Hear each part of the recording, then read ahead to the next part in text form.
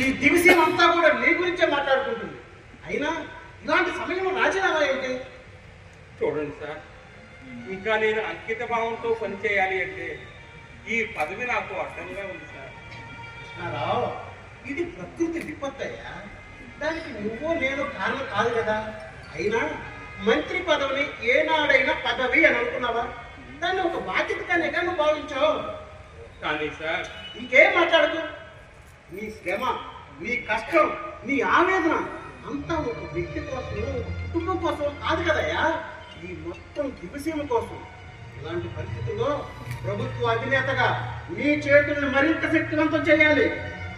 లేదు సార్, నా మాట ఇదిగో, నా రాజీనామా అంగీకరిస్తాను. కృష్ణారావు, ఇంకేం మాట్లాడు మాకు. నీలాంటి మంత్రిని వదులుకోవడానికి నేనేం తెలివి తక్కువని కాదు. నువ్వే రాజీనామా మీద పట్టుదల వదులుకోవాలి. ఇదిగో, ఇప్పటి నుంచి పునరావశ్యక బాధ్యతలు కూడా నీకే అప్పచెబుతున్నా. కదా, తుఫాను బీభత్సాన్ని నువ్వే నాకు స్వయంగా చూపించాలి.